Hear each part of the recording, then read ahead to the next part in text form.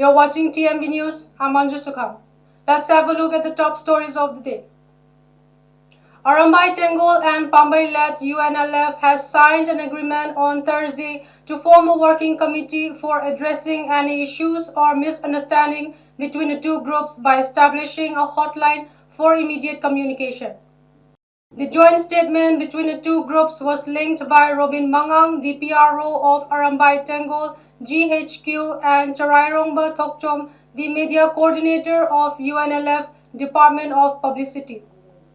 The agreement was signed after frequent unwanted incidents between cadres of Arambai Tengol and UNLF Manipur People's Army were reported in the past few months.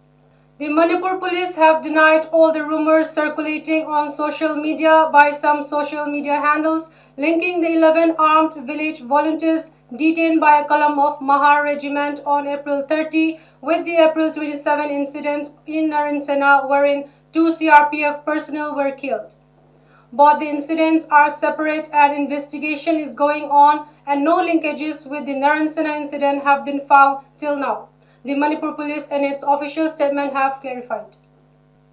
The SBI branch located at K. Salbung village, which is under the jurisdiction of Churachandpur police station, was looted by unidentified armed miscreants at around 2 p.m. on Thursday. Although the amount of the money robbed by the bank is yet to be verified, this is the second such robbery of SBI branches in Churachandpur in the last 4 years. In a similar robbery nearly 4 years ago, an ATM staff was shot to death and unidentified armed miscreants looted Rs 1.15 crores on September 4, 2020. Federation of Civil Society Organizations is joining hands with 16 civil society groups from different communities to conduct a one-day convention on challenges against the idea of Manipur on Friday. It has also urged people from every household to light up a candle on Friday to prevent the May 3rd incident, which has claimed several lives and displaced thousands from repeating again in the future. The grand premiere of Kwarakpam Bishwamitra's Dry Tears was held at QMX Cinema Imphal on Wednesday. The short film pays tribute to the martyrs who lost their lives in the communal clash of Manipur that started on May 3, 2023.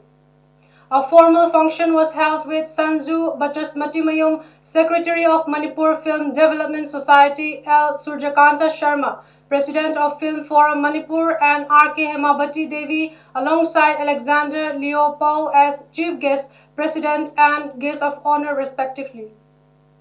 Transgender social activist Malem Thongam has alleged that some people are attempting to intimidate him and his supporters by mounting pressure on them for withdrawing his agitations against the BJP-led government, which has not been able to find a solution on the ongoing ethnic violence in Manipur.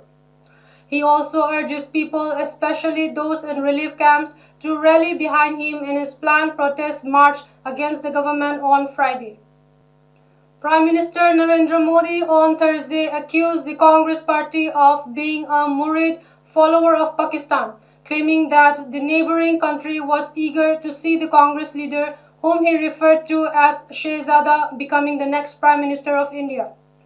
Modi's remarks came a day after former Pakistani Minister Chaudhry Fawad Hussain shared a video of Congress leader Rahul Gandhi on social media and praised him.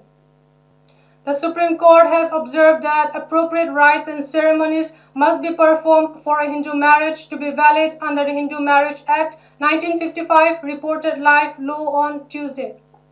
The court passed the judgment of April 19 in a petition by a woman seeking the transfer of divorce proceedings. Amid the divorce proceedings, the woman and her husband had jointly applied for a declaration that their marriage was not valid as they had not performed any customs and rites. Manipur's Bichu Devi Karibam has been named among 24-member Indian women's hockey squad for FIH Hockey Pro League 2023-24. Hockey India on Thursday announced the 24-member team, which will participate in the Belgium and England legs of the FIH Pro League. The Belgium leg will begin on 22nd May and end on 26 May, while the England leg will commence on 1st June and conclude on 9th June. India will play against Argentina, Belgium, Spain, Great Britain and Germany, twice each across both legs, beginning their campaign against Argentina on 22nd May. Bichu Devi Karibam is one among the two players selected for shouldering goalkeeping responsibilities for the Indian women's hockey team.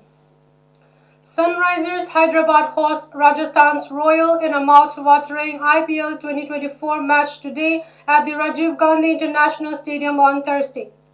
The Rajasthan Royals are on top of the points table ahead of the IPL match today with 8 wins from 9 matches. A victory in the IPL match today would clinch their playoff berth, which will be a fitting scenario given how well they have been played. The team's top 4 batters have been in stellar form while their bowling attack has been formidable, thanks to players like Yuzvendra Chahal. Sunrisers Hyderabad, on the other hand, has been propped up by their explosive batters at the top and in the middle order.